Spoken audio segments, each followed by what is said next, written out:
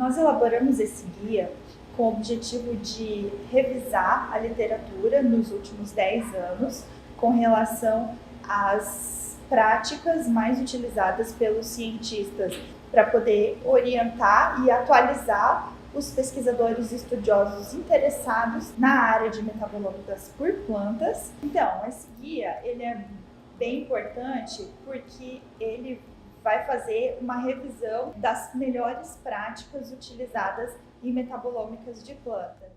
A metabolômica é um tipo de análise que permite que você avalie de uma única vez toda a composição de um ser vivo, né?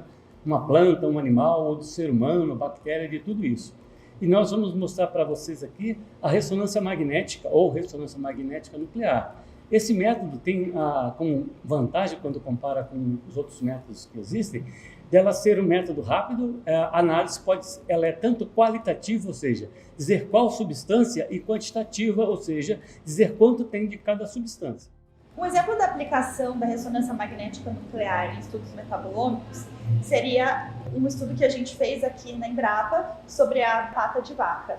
Nesse estudo, a gente percebeu que o estresse hídrico, ou seja, a privação de água por muitos dias, nesse caso 15 dias, a irrigação a cada 15 dias, fez com que a planta mudasse, direcionasse o metabolismo dela para uma outra via que não favorecia a parte de produção de metabólitos secundários de relevância medicinal.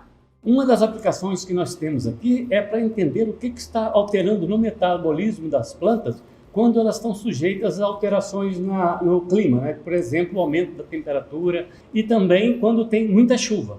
Tudo isso interfere no metabolismo da planta. A planta ela tenta sobreviver a esses estresses. Toda vez que ela tenta sobreviver, ela tem mecanismos para fazer isso. E esses mecanismos, eles acabam levando à produção de compostos que a gente chama de biomarcadores, tá?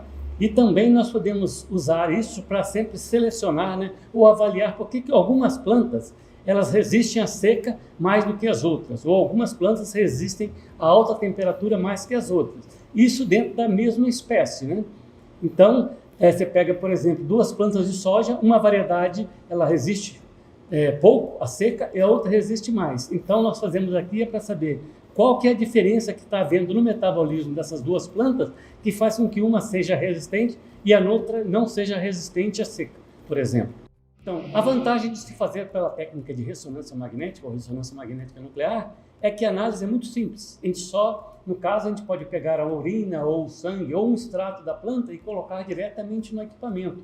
E nessa análise eu não preciso de padrões e os resultados podem ser informam, né, não só o tipo de substância que nós estamos analisando, mas também de uma maneira super rápida a quantidade desse material, né? Porque não só a presença de um biomarcador é importante, mas muitas vezes saber quanto tem dele.